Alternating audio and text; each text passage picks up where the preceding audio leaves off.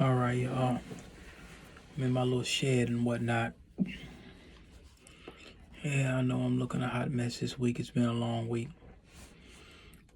One thing I want to say for this little digital journal, I'm going to break them down in different pieces because I'm going to be in and out of this little ordeal.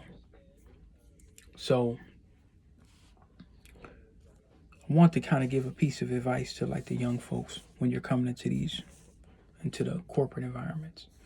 Because a lot of them, they're, you getting into the lion's den. You're going to have folks that's going to encroach on your space like they ain't got no home training. A lot of times, if you're a low key person, you're not used to somebody encroaching on your space on a constant basis. And, it's something you'll have to learn. Find you little duck off spots and things of that nature, and places where you can kind of just move and shake and learn how to pretty much be not even like how to be evasive, like hope I'm using that term correctly. Learn how to uh, move around without making it known. You see what I'm saying? And the other pieces of advice I say, when you're going into a lot of these environments, there's a few people that know everything. Don't worry about, oh, well, the higher ups, and I got to get close to everybody that's higher up and this and that and the third to find valuable information. You're going to want to know the janitor, the shoe shiner, the person that's shining shoes, the coffee man or coffee woman, and the maintenance man. The janitor, the shoe shiner, the coffee man or woman, and the maintenance man. Those are four people. They know everybody. They know everything. There's nothing that they don't know that goes on in that building. They talk to everybody. It's just like if you from the streets, what's the first thing that a dude from the streets does when he lands in a new town? Who's he going to find out the lay of the land? The first two people that he's gonna find is a dope fiend and a stripper.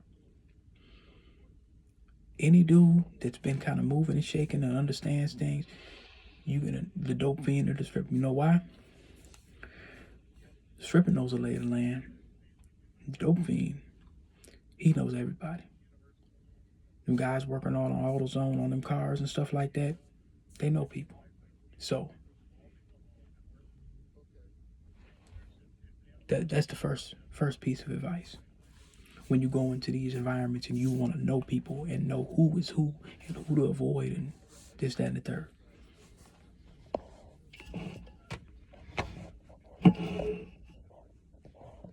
That's what you do.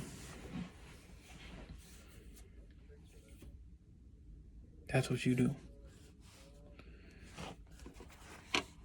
Another thing I've been finding out, I've been doing a lot of research.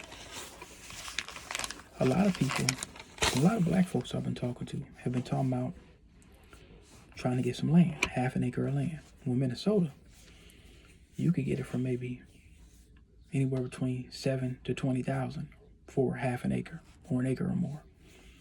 Now, 1 acre is 43,000 square feet. 2 acres, 87,000 respectively. And I've seen a couple different places where the taxes are low. Now, once you put some property on there, they might go higher. But you could get places like Gaylord, Minnesota, Cleveland, Mora, Owatonna. I found out they got places, big corporations there called like Dakin, and Owatonna has some.